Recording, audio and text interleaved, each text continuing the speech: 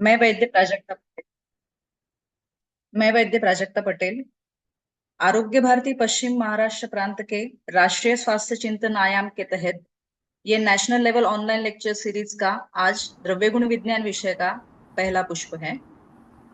आज के हमारे प्रमुख व्याख्याता है वैद्य धन्या रेणुका मैम। आज के सत्र के प्रमुख अतिथि डॉक्टर विजय जी भोकरे, जो आरोग्य भारती प्रांत कार्यकारिणी के सदस्य है, और वैद्य संतोष जी गटने, जो आरोग्य भारती पश्चिम महाराष्ट्र प्रांत के सचिव हैं तथा महाराष्ट्र आरोग्य विज्ञान विद्यापीठ के वो सीनेट मेंबर है। मैं वैद्य राहुल गौड़ी सर को ये विनंती करती हूँ कि सबसे प्रथम आयुर्वेद के आराध्य देवता धन्वंतरी जी का स्तवन हम करेंगे। वैद्य राहुल गौड़ी सर। नमस्ते, मैं वैद्य राहुल गौली। आज हमारे बीच आरोग्य भारती द्रव्यगुण सत्र के उद्घाटन से पहले हम धन्वंतरी स्तवन स्टार्ट करेंगे। इसके लिए मैं वैद्य श्रेया अमृतकर और वैद्य तेजस्विनी लागे इनको आमंत्रित करता हूँ धन्वंतरी स्तवन के लिए। नमामि धन्वन्तरिमादिदेवं सुरासुरैर्वन्दितपादपद्मं लोकेर्जरारोगभयमृत्युनाशं धातारमीशं विविधौषधीनां च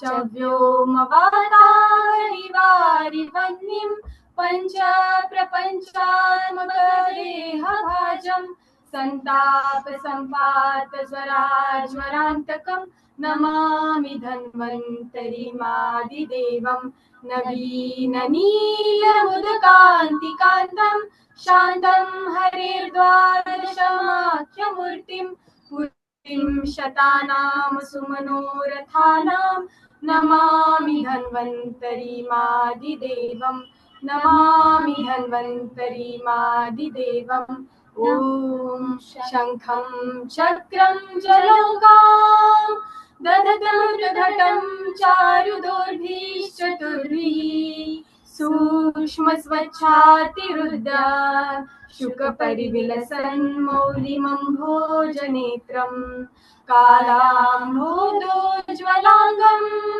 कटितटविलसच्चारुपीताम्बराढ्यम् वन्दे धन्वन्तरिं तं निखिलगदवन प्रौढतावाग्निलीलम् निखिलगदवन प्रौढदावाग्निलीलम् निखिलगदवन प्रौढदावाग्निलीलम्।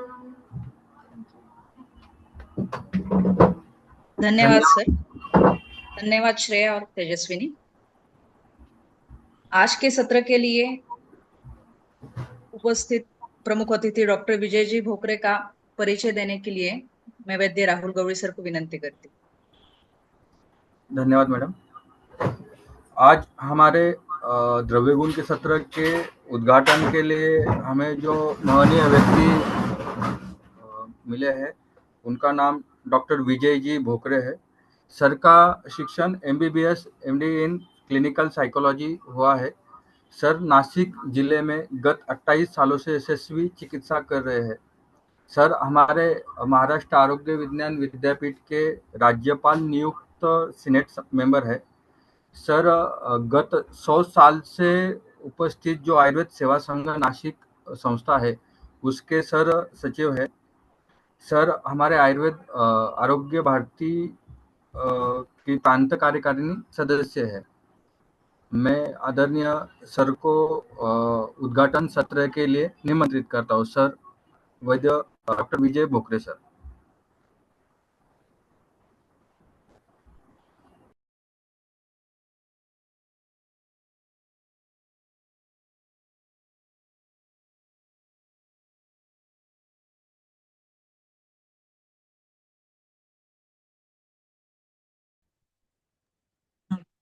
Yes sir, you are audible sir. Yeah, good. First of all, I should welcome all the people who are here and sharing, getting the knowledge मैं सभी महानुभावों का अभिवादन करता हूँ। आज 21वीं सदी में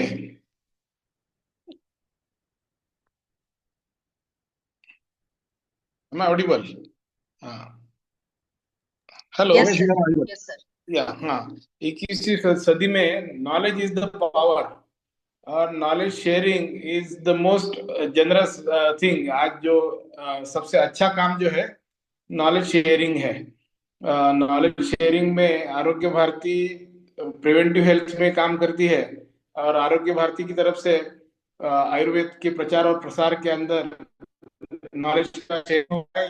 जिस कारण से स्टूडेंट्स जो है, स्टूडेंट्स भी है और जिज्ञासु चिकित्सक है, उन सभी लोगों का एक किस्म से नॉलेज से उनका they are happy with the knowledge what they are getting, and this is not only in the city level or state level, it is national level program। और बहुत सारे वैद्य और जिज्ञासु चिकित्सक सब इसमें समाविष्ट है और ये बहुत अच्छी तरह से आगे जाने वाला प्रोग्राम है। One of the unique program I could see. ऐसा बहुत कम जगह पे देखा जाता है। हमारा एलोपैथी में भी बहुत सारे लेक्चर्स होते रहते, but they are sponsored and by some pharmaceutical companies, and the knowledge is sometimes little biased one, which is useful for the company and then their products। लेकिन एक तटस्थता से जो एक आरोग्य भारती एक प्रोग्राम अरेंज कर रही है, तो इसके कारण यहाँ का जो नॉलेज बेस है और best of the best faculties या resource people persons from the national level, they are sharing the views and they are sharing the knowledge. So यहाँ पे जो उपस्थित है प्रोग्राम के लिए, उन सभी को बहुत अच्छी तरह से सब्जेक्ट का ज्ञान होता है और मुझे लगता है कि ये प्रोग्राम बहुत आगे जाएगा। और I wish very much best of luck to the program, and I request all the वैद्य और चिकित्सक यहाँ पे जो है, they should propagate this thing to the other faculty people, so that most of the people, ज्यादा से ज्यादा लोग यहाँ पे ज्वाइन हो जाएंगे और उनको इस नॉलेज का ज्यादा से ज्यादा फायदा होगा और चिकित्सा की पद्धति में कुछ ऐसा बदलाव आ जाएगा कि लोगों को ज्यादा से ज्यादा उसका लाभ होगा। By and large population at large वो सब इसके बेनिफिशियरी आखिर में रहने वाले हैं। So I wish best of the luck to the end all my best wishes are with this program, and ये प्रोग्राम ऐसे ही चलता रहना चाहिए। ज्यादा से ज्यादा चिकित्सक इसमें जुड़ने चाहिए, ये मेरी आशा है। और इस प्रोग्राम को सबको मैं जो अरेंज कर रहे हैं उनको बधाई दे रहा हूँ और मुझे इसमें प्रोग्राम में इनवाइट करने के लिए मैं सबको धन्यवाद देता हूँ। धन्यवाद। धन्यवाद सर, आपके इन शब्दों से हमें निश्चित ही प्रोत्साहन मिला है सर। आज के इस प्रथम लेक्चर का विषय है, yes sir, principles of general pharmacology by doctor धन्या रेणुका मैम। हमारे वक्ता का परिचय देने के लिए मैं वैद्य राहुल गवई सर को विनंती करती हूँ।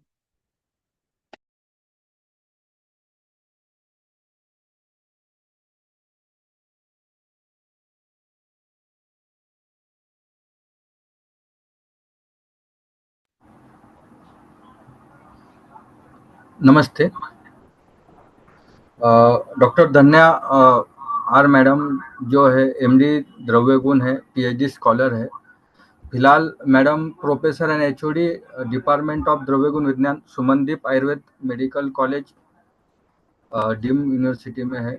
मैडम टोटल 13 सालों से इस फील्ड में टीचिंग का काम कर रहे हैं। मैडम के कई नेशनल इंटरनेशनल जर्नल्स में पेपर पब्लिश हुए हैं। फिलहाल ही जो CCRS का स्पार्क चलता है उसमें मैडम ने 3 स्टूडेंट को गाइड किया है और उनके प्रोजेक्ट सिलेक्ट हुए हैं। कई नेशनल लेवल के वेबिनार में मैडम ऑर्गेनाइजिंग सेक्रेटरी रह चुके हैं। मैडम का द्रव्य गुण में काफ़ी काम है। मैं आदरणीय धन्या मैडम को अपना जो सत्र का लेक्चर है वो करने के लिए निमंत्रित करता हूँ। धन्यवाद मैडम। धन्यवाद। Start your session. Yes ma'am. Yes, madam. Yes, madam. Thank you, Rahul sir. Thank you, Prajakta madam. Respected Vaidya Vijayji Bhokre sir, Vaidya Sandosh Gathani sir, coordinators of the session, Dr. Prajakta Patel and Dr. Rahul Gawli, all my senior faculties, my dear friends and students, good evening to one and all. First of all मैं आरोग्य भारती पश्चिम महाराष्ट्र प्रांत को congratulate करना चाहूंगी, क्योंकि ये एक national, जैसे Vijay ji Bhokare sir ने कहा, ये एक स्टेट लेवल या डिस्ट्रिक्ट लेवल नहीं, नेशनल लेवल प्रोग्राम है एंड स्टूडेंट्स को national level eminent. Hello madam, मैं am I audible? Yes ma'am, you are audible, continue ma'am. Okay, thank you. तो नेशनल लेवल एमिनेंट स्पीकर्स को सुनने को मिल रहे हैं and I would like to thank you Arogya Bharati for giving me an opportunity to be an expert speaker in this national level online lecture series. I will share my screen now.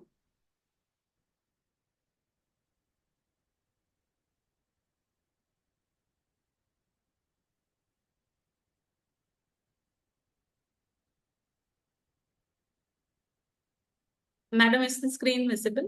Yes, ma'am. Okay, so we will begin the session. So today my topic of presentation is Principles of General Pharmacology. Myself, Dr. Dhanya R. I am professor and HOD in the Department of Dravya Gun Vigyan in Sumandi Ayurved Medical College and Hospital, Vadodara. Course outcome, ये जो हम principles of general pharmacology, ये जो topic हम ले रहे हैं, इसका कोर्स आउटकम और प्रोग्राम आउटकम पहले हम देखते हैं. कोर्स आउटकम क्या है? Knowledge about fundamental principles of pharmacology and interrelate the knowledge of modern pharmacology and Ayurvedic principles of कर्म रस पंचका. तो NCSM ने जो कोर्स आउटकम्स दिया है, ये है कि हम ये पढ़ने के बाद हमें प्रिंसिपल्स ऑफ मॉडर्न फार्माकोलॉजी है उसके बारे में एक नॉलेज होना चाहिए. एंड ये नॉलेज हमें क्यों चाहिए? क्योंकि हम जो आयुर्वेदिक जो भी हम ट्रीटमेंट कर रहे हैं उसमें ये मॉडर्न प्रिंसिपल्स, मॉडर्न जो फार्माकोलॉजी के प्रिंसिपल्स है वो इनकॉर्पोरेट करें और हमारे चिकित्सा जो है वो ज्यादा बेनिफिट पेशेंट्स को हो जाए. और हम जो चिकित्सा कर रहे हैं ये हम क्यों कोई भी ट्रीटमेंट ऑप्शन या कोई भी ड्रग हम क्यों सेलेक्ट कर रहे हैं उसके बारे में हमें ज्यादा इन डेप्थ नॉलेज हो. उसके वजह से ये जो है ये principles of general pharmacology course में इंक्लूड किया है. एंड प्रोग्राम आउटकम जो है, program outcome is demonstrate knowledge and skills in Ayurveda acquired through integration of multidisciplinary. Students को एक मल्टीडिसिप्लिनरी पर्सपेक्टिव हो, इसके लिए ही ये general principles of pharmacology course में NCSM ने रखा है. तो जनरल प्रिंसिपल्स ऑफ फार्माकोलॉजी जब भी मैं 10 साल से पढ़ा रही हूँ, तो 12 साल से मैं पढ़ा रही हूँ, तो स्टूडेंट्स में ये प्रॉब्लम आती है कि ये कितना पढ़ना है. तो मुझे एज ए टीचर आपको पहले ये बोलना है, ये आप दो तरीके से पढ़ सकते हो. एक जो है मार्क के लिए आप पढ़ो, मीन्स जितना एग्जाम में पास होना है, उसमें अच्छा स्कोर करना है, उसके लिए आप ये पढ़ सकते हैं. दूसरा जो है आपके ट्रीटमेंट में आपको एक इन डेप्थ एक आउटलुक होने के लिए, एक पर्सपेक्टिव होने के लिए, वो हिसाब से भी आप पढ़ सकते हो. तो दोनों दृष्टिकोण से इसको देखना चाहिए. अगर हम सिलेबस देखेंगे तो सिलेबस में ये 11वां पॉइंट में आता है, उसमें 20 मार्क का वेटेज है. वो प्रिंसिपल्स ऑफ जनरल फार्माकोलॉजी के लिए नहीं, पूरे फार्माकोलॉजी जो है वो 20 मार्क का आता है. एंड सॉरी, उसमें जो जनरल फार्माकोलॉजी के पोर्शन है उसमें explain pharmacokinetics, drug ADME of the drug and pharmacodynamics, ये वाला पोर्शन आज मैं लेने वाली हूँ. जनरल प्रिंसिपल्स ऑफ फार्माकोलॉजी में भी drug dosage, form, routes of drug administration, ऐसे और भी टॉपिक्स है, मगर आज मैं जो लेने वाली हूँ that is pharmacokinetics and pharmaco dynamics. ये अगर देखेंगे तो डोमेन कॉग्निटिव कॉम्प्रिहेंशन में आते हैं. कॉग्निटिव कॉम्प्रिहेंशन यानी कि आपको ये समझना है एंड आपके खुद के भाषा में इसको इंटरप्रेट करके किसी को बोलने का भी आपको आना चाहिए, मस्ट नो है। एंड नो हाउ यानी कि कैसे ये काम करता है, ये भी आपको जानना चाहिए ये पोर्शन में। तो मार्क्स सभी बच्चों को पहले जो बीएमएस पढ़ते हैं उनको मार्क्स का ही पहला ये रहता है, और मार्क्स कौन सा क्वेश्चन आएंगे, कहाँ से क्वेश्चन, तो एनसीएसएम ने ये भी दिया है सिलेबस में, आप देख सकते हो यहाँ पे जो प्रिंसिपल्स ऑफ जनरल फार्माकोलॉजी, ये इसका 20 मार्क है।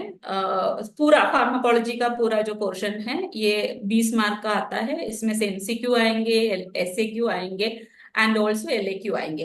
ये 20 मार्क का जो पोर्शन, 20 मार्क जो है बहुत ही ट्रिकी एक चीज होती है, यानी कि 100 में 20 मार्क। आपको अच्छा मार्क स्कोर करना है तो 20 मार्क ऐसे ही आप नहीं छोड़ सकते हैं। एंड आपको जीत मीन्स सिर्फ पास होना है तो भी 20 मार्क ऐसे ही नहीं छोड़ सकते। एंड 20 मार्क के लिए फार्माकोलॉजी एक बहुत ही बड़ा पोर्शन होता है, बहुत ज्यादा। फार्माकोलॉजी के पूरे त्रिपाठी एक टेक्स्ट बुक पढ़ने के बाद ये 20 मार्क आता है, तो सबको ये पढ़ने में दिक्कत भी होता है, मगर मार्क्स इतना है कि वो छोड़ भी नहीं सकते। तो मेरा आपसे जो भी यूजी स्टूडेंट्स यहाँ पे है उनसे ये होगा, ये बोलना चाहूंगी कि ये एकदम शॉर्ट में आप पढ़ो एंड ये अंडरस्टैंड करने के, ज्यादा अंडरस्टैंड करो ताकि आप आगे की चिकित्सा में भी इसके प्रिंसिपल्स जो है आप यूज कर सकते हैं। एंड एग्जाम के लिए आप बहुत ही शॉर्ट कंसाइज नोट्स बना के रखो एंड उसके हिसाब से शॉर्ट नोट्स के हिसाब से ये पढ़ो। एंड ये जो पोर्शन जो फार्माकोकाइनेटिक्स एंड फार्माकोडायनामिक्स वाला जो पोर्शन है, ये 2-3 बहुत सारे लेक्चर्स में भी कवर कर सकते हैं मैंने, मगर एक ही लेक्चर में ये कवर इसलिए किया क्योंकि आपको इतना ज्यादा इसमें पढ़ना नहीं है। आपके यूजी जो एग्जाम है वो हिसाब से मैंने ये जो प्रेजेंटेशन है ये बनाया है। Okay, now coming to the lecture outline. ये लेक्चर में मैं फार्माकोलॉजी उसका डेफिनेशन के बारे में बताऊंगी। उसके बाद फिर फार्माकोलॉजी के जो 2 डिविजन्स है, फार्माकोकाइनेटिक्स एंड फार्माकोडायनामिक्स, इसके बारे में बताऊंगी। फार्माकोकाइनेटिक्स में जो absorption, distribution, metabolism and excretion of drug and factors affecting it, इसके बारे में बताऊंगी। एंड फार्माकोडायनामिक्स में ड्रग का effect, type of drug effects, drug targets, receptors and drug receptor interactions, इसके बारे में मैं बताऊंगी। तो चलिए लेक्चर शुरू करते हैं। तो फर्स्ट फार्माकोलॉजी। फार्माकोलॉजी जो है वर्ड जो है ग्रीक, 2 ग्रीक वर्ड से आए हैं। पहला वर्ड है फार्माकोन एंड सेकेंड वर्ड जो है लोगोस। ये लोगोस वाले जो वर्ड है वो आपने बहुत बार सुना होगा, बायोलॉजी में, zoology में, सोशियोलॉजी में, ऐसे बहुत सारे जगह लोगोस, ओलॉजी वाला वर्ड जो है वो आता है। उसका मीनिंग है नॉलेज, डिस्कोर्स और ट्रीटाइज, उतना ही है। And pharmacon means what? Pharmacon means an active principle. तो study about an active principle which can be use to treat patient is called pharmacology. तो इसका डेफिनेशन अगर हम देखेंगे तो science that deals with drugs. तो ड्रग्स वर्ड्स यूजुअली कभी कभी कैसे मिसइंटरप्रेट भी होते हैं। ड्रग्स जो वर्ड है उससे 2 ड्रग्स हम ये कर सकते हैं, 2 ड्रग्स मीन हो सकते हैं। एक वो first one is medical drugs and second one is जो प्लेजर के लिए जो ड्रग्स, नशे वाले जो ड्रग्स है। तो जो भी हम यहाँ पे बोल रहे हैं ये सभी जो है मेडिकल ड्रग्स के बारे में या मेडिसिन के बारे में है। तो science that deals with medicine, the branch of medicine concerned with the uses, effects and modes of action of drug। तो ड्रग्स के जो मेडिसिन है उसका यूज क्या है, बॉडी पे उसका इफेक्ट क्या है, कैसे वो काम करता है, ये सभी जो बोलते हैं, ये सभी जो पढ़ाते हैं, that science is called pharmacology. So father of pharmacology is considered to be Oswald Schmidberg। तो अभी फार्माकोलॉजी के मेजर जो डिवीजन क्या क्या है वो देखते हैं। फार्माकोलॉजी में बेसिकली हम क्या पढ़ते हैं, एक ड्रग जो है, ड्रग बॉडी के अंदर जाते हैं, उसके बाद उसका क्या, वो कैसे डिसइंटीग्रेट होता है, कैसे उसे अब्सॉर्ब किया जाता है, कैसे बॉडी उसको एलिमिनेट करते हैं, ये सभी भी पढ़ते हैं। एंड ऑल्सो कैसे एक ड्रग एक्शन होता है, ड्रग कैसे पैरासिटामोल लेने से टेम्परेचर कम होता है तो कैसे वो कम होता है। तो ये 2 एस्पेक्ट हमें पढ़ना है, यानी कि बॉडी के अंदर जाने के बाद बॉडी उसके साथ क्या क्या करते हैं, बॉडी उसको कैसे अब्सॉर्ब करते हैं, कैसे उसे एलिमिनेट करते हैं, वो वाला एस्पेक्ट। एंड दूसरा जो है कैसे वो ड्रग हमारे बॉडी को ऑल्टर करके हमें जो भी प्रॉब्लम्स होते हैं, जो भी डिसीज होते हैं उसे ऑल्टर करते हैं, जो पैथोलॉजिकल कंडीशन है उसे ऑल्टर करते हैं। तो ये दो डिविजन्स जो है, that is pharmacodynamics and pharmacokinetics. Pharmacodynamics जो है, dynamics is again a Greek word. Dynamics means power, power of the drug, यानी कि बॉडी के अंदर जाके वो कैसे काम करता है, what drug does to the body. Body के अंदर ये जाके कैसे काम करते हैं, क्या काम करते हैं, जिसके वजह से हमें जो डिसीज है या जो सिम्टम है उसमें कमी आती है। That is dealt in the portion called pharmacodynamics. And pharmacokinetics, kinetics again is a Greek word which means movement. Movement of the drug inside the body is called pharmacokinetics. So what body does to the drug is called pharmacokinetics. तो ये याद रखने के लिए मैं हमेशा बच्चों से बोलती हूँ, डायनामिक्स जो है डी से शुरू होती है, तो what drug does to the body is dynamics. What drug does to the body is dynamics, and what body does to the drug is pharmacokinetics. Okay. तो फार्माकोकाइनेटिक्स जो है, फार्माकोकाइनेटिक्स में बॉडी के अंदर जाके ये ड्रग कैसे अब्सॉर्ब होता है, कैसे उसका डिस्ट्रीब्यूशन पूरे बॉडी में कैसे वो फैलता है, उसे कैसे ब्रोकन डाउन करते हैं, वो कैसे एलिमिनेट होता है, ये सब हमारे फार्माकोकाइनेटिक्स में आते हैं। एंड फार्माकोडायनामिक्स जो है उसमें हम ये पढ़ते हैं कि कैसे ये ड्रग बॉडी के ऊपर एक्ट करते हैं एंड हमें सिम्टम्स से आराम मिलता है। तो first coming to pharmacokinetics. Pharmacokinetics जो है, व्हाट अगेन मैंने जैसे कहा, what body does to the drug, body ये ड्रग के साथ क्या क्या करता है। तो आप अगर सोचे आपने कुछ खाना खाया है तो उसका पहले डाइजेशन होगा, फिर उसका एसिमिलेशन होगा, फिर वो पूरा न्यूट्रिएंट्स बॉडी में फैलेंगे, जो वेस्ट है उसका एक्सक्रीशन होगा, वैसे सब होता है। तो ड्रग भी जब हम पहले लेते हैं तो यहाँ पे डाइजेशन वाला जो पहला फेस है वो नहीं होता है। डाइजेशन बेसिकली क्या होता है, digestion is breaking down into smaller particles. हम यहाँ पे ऑलरेडी एक स्मॉल मॉलिक्यूल ही दे रहे हैं, तो उसे ब्रेकिंग डाउन का वो एक पोर्शन वहां पे नहीं होता है। यहाँ पे पहले जो हम मॉलिक्यूल लेते हैं उसे बॉडी एब्सॉर्ब करते हैं, उसको खून में सिस्टमिक सर्कुलेशन में वो कैसे पहुंच रहे हैं, that is the first step, absorption. एक बार खून में या सिस्टमिक सर्कुलेशन में पहुंच गए तो वो पूरे बॉडी में कैसे वो फैलता है, पूरे बॉडी में फैलता है क्या, इक्वली फैलता है, नहीं फैलता है, ये सब डिस्ट्रीब्यूशन में आएंगे। And third one is metabolism. Metabolism is how this is ब्रेकन down, and fourth one is excretion, how the drug is excreted out of the body.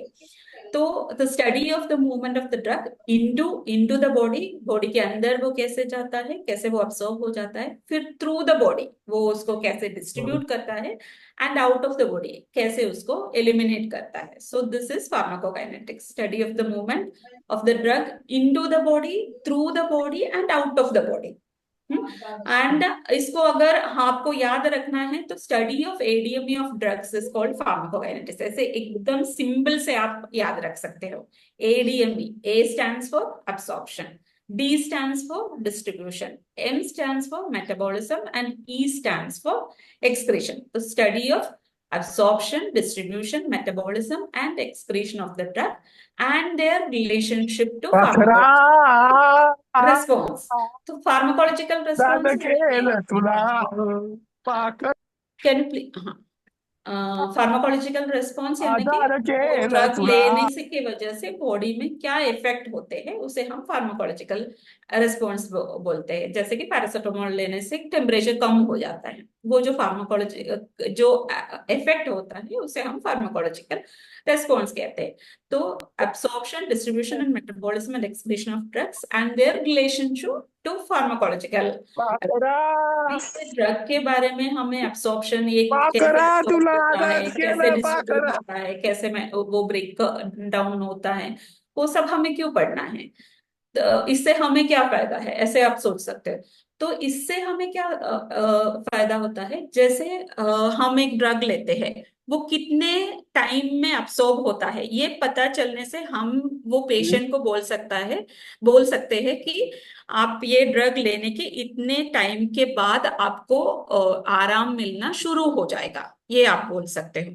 फिर कितने टाइम में वो एलिमिनेट होता है, ये जानने से आप पेशेंट को वो क्या बोल सकते हो, हाँ इतने देर के बाद इसका इफेक्ट थोड़ा कम हो जाएंगे तो आप अगला डोज दे सकते हैं। जैसे कि हम पैरासिटामोल के बारे में ही बात करते हैं, तो पैरासिटामोल जो है आधे घंटे में खून में सिस्टमिक सर्कुलेशन में पहुंच जाते हैं। तो आप पेशेंट से बोल सकते हो कि आपको ये लेने के बाद आधे घंटे में आपका जो टेम्परेचर जो है वो नीचे आना शुरू हो जाएंगे, आपको आराम मिलना शुरू हो जाएंगे, ऐसे आप बोल सकते हो।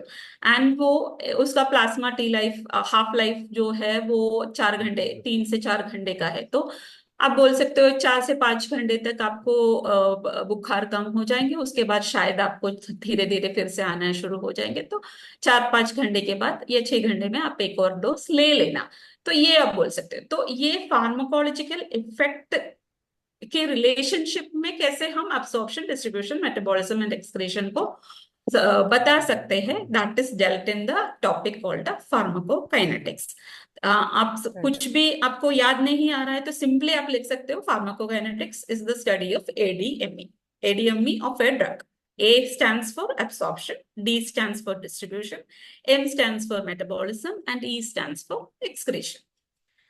ओके, तो नेक्स्ट जो है फार्माकोडायनामिक्स। फार्माकोडायनामिक्स में हम क्या पढ़ने वाले हैं, हम ड्रग बॉडी के साथ कैसे करते हैं, वो जो हमें पैथोलॉजिकल कंडीशन में थोड़ा सा जो आराम मिल रहा है वो कैसे हो रहा है, बॉडी के कौन से पार्ट में ड्रग जाके कैसे बाइंड होके कैसे हमें वो बायोलॉजिकल या थेराप्यूटिक इफेक्ट मिलता है, that is dealt in the portion called pharmacodynamics, the branch of pharmacology concerned with biological and therapeutic effects of the drugs and the mechanism of action. अगर आपको कुछ भी याद नहीं आ रहा है तो आप लिख सकते हो pharmacodynamics is the study of mechanism of action of drugs. तो pharmacokinetics आप बहुत ही easily याद रख सकते हो, study of ADME of the drugs, and pharmacodynamics जो है mechanism of action of the drug, what drug does to the body, ये ऐसे आप याद रख सकते हो। तो इसमें कैसे हैं, अभी आप एड्रेनालिन जो है आप जानते हो हार्ट रेट जो है बढ़ाते हैं, तो वो हार्ट करके जो ऑर्गन है वहां पे एक्शन करते हैं। हार्ट में भी कौन से रिसेप्टर में वो जाके, एड्रिनो रिसेप्टर में वो जाके बाइंड करते हैं, तो वो सेलुलर लेवल में कौन से लेवल में वो एक्ट करते हैं। एड्रिनो रिसेप्टर में वो बाइंड होने के बाद क्या मॉलिकुलर एक्शंस CAMP जो है वो रिलीज होते हैं एंड उसके वजह से एक्टिवेशन होता है, हार्ट स्टिमुलेट हो जाते हैं, ये सभी जो पढ़ते हैं ये फार्माकोडायनामिक्स में आते हैं, यानी कि ऑर्गन लेवल में, सेलुलर लेवल में एंड मॉलिकुलर लेवल में क्या क्या एक्शन होगा, that is dealt in the topic called pharmacodynamics. अभी हम फार्माकोकाइनेटिक्स, मैंने ऑलरेडी कहा pharmacokinetics is the study of ADME of drugs, absorption, distribution, metabolism and excretion of the drug. Absorption यानी कि how it will reach the blood, getting into the blood, that is simply called absorption, और getting into the systemic circulation. फिर distribution, कहाँ कहाँ ये पहुंचेंगे, where will it reach, पूरे body में जाएंगे या कहीं एक जगह पे वो ज्यादा कॉन्सेंट्रेट होंगे, ये सभी जो है ये डिस्ट्रीब्यूशन में आएंगे। फिर metabolism how it is broken down, हमेशा बॉडी ये ड्रग को इसके तरह ही एक पॉइजन या फिर एक डेंजर की तरह ही ट्रीट करते हैं, तो हमारी बॉडी क्या है उसको ब्रेक डाउन करके उसे एक वाटर सॉल्युबल मॉलिक्यूल बनाने की कोशिश करते हैं ताकि उसको यूरिन द्वारा एक्सक्रीट करें। तो metabolism is this process in which the drug is changed into a polar compound और ए वाटर सॉल्युबल कंपाउंड, ताकि हम उसे यूरिन के थ्रू एक्सक्रीट कर सकते हैं, and excretion is how the drug will leave the body. तो ADME is study of ADME is pharmacokinetics. तो पहला जो है एब्सॉर्प्शन के बारे में हम पढ़ते हैं, तो इसमें हमें क्या पढ़ना है, ADME में पहले एब्सॉर्प्शन पढ़ना है, फैक्टर्स अफेक्टिंग एब्सॉर्प्शन पढ़ना है, फिर distribution, factors affecting distribution, metabolism, factors affecting metabolism, excretion and factors affecting excretion, इतना पढ़ना है ये फार्माकोकाइनेटिक्स में। तो absorption is the movement of the drug from its site of administration into circulation। जहां पे आपने दिया है, orally दिया है तो orally दिया है, या IV दिया है, या फिर subcutaneous दिया है, sublingual दिया है, वहां से वो साइट से सर्कुलेशन में, जनरल सर्कुलेशन में कैसे पहुंचेंगे, ये पूरा जो प्रोसेस है इसे हम absorption कहते हैं। या आप सिंपली ऐसे याद कर सकते हैं कि getting into the blood it is called absorption. आपने जैसे लिया ड्रग को, वहां से वो ड्रग का मॉलिक्यूल कैसे ब्लड तक पहुंचेंगे, दैट इज या सिस्टमिक सर्कुलेशन तक पहुंचेंगे, दैट इज अब्सॉर्प्शन। तो ओरल मेडिकेशन के बारे में पहले, the most common form of medication, route of drug administration is oral drug administration. तो ओरल ड्रग एडमिनिस्ट्रेशन में क्या होता है वो पहले हम देखते हैं। तो ओरल ड्रग एडमिनिस्ट्रेशन में जैसे ही आप एक गोली लेते हैं, वो पहले डिसइंटेग्रेट होता है, यानी कि वो process where the drug is broken down into small particles is called disintegration. वो छोटे छोटे टुकड़ों में, बहुत स्मॉल पार्टिकल्स में वो डिसइंटेग्रेट हो जाते हैं। एंड वो डिसोल्यूशन जो पेट में जो लिक्विड है उसमें वो सॉलिड फॉर्म जो है सॉल्यूशन में आ जाते हैं। दिस स्टेज डिसोल्यूशन, पहले वो डिसइंटेग्रेट होते हैं, फिर डिसोल्यूशन होता है, एंड फिर उसका एब्सॉर्प्शन होता है। तो कोई भी जो ड्रग है, ओरल मेडिकेशन है, वो पहले आपके बॉडी में डिसइंटेग्रेट होते हैं, छोटे छोटे पीसेस में वो ब्रेक डाउन हो जाते हैं, फिर वो एक सॉल्यूशन में आते हैं, एंड फिर बॉडी आपके ये सॉल्यूशन से ड्रग मॉलिक्यूल को एब्सॉर्ब करते हैं। This is what is happening in oral drug medication. अभी तक हमने देखा कि जो हमारे ड्रग मॉलिक्यूल है वो छोटे छोटे पीसेस में एक सॉल्यूशन में हो गए हैं, एंड ये इंटेस्टाइन तक पहुंच गया है। पेट से वो पूरा डिसोल्यूट होके अभी वो इंटेस्टाइन में पहुंच गए। मेजर साइट ऑफ, वैसे ड्रग्स का एब्सॉर्प्शन जो है मुंह से शुरू होते हैं, कुछ कुछ पेट स्टमक में भी एब्सॉर्ब होते हैं, मगर मेजर साइट ऑफ एब्सॉर्प्शन जो है इंटेस्टाइन ही है। तो इंटेस्टाइनल ल्यूमन में ये ड्रग को क्या होता है, इंटेस्टाइनल ल्यूमन में पहुंचने के बाद आप यहाँ पे देख सकते हो ल्यूमन है, यहाँ पे माइक्रोविली है, एंड ये इंटेस्टाइन से एकदम नजदीक कैपिलरीज है। इंटेस्टाइनल जो ब्लड सप्लाई है उसमें, उसके कैपिलरीज में भी है, कैपिलरीज है। तो इंटेस्टाइनल ल्यूमन से अभी ये ड्रग को, ये कैपिलरी, ये ब्लड के अंदर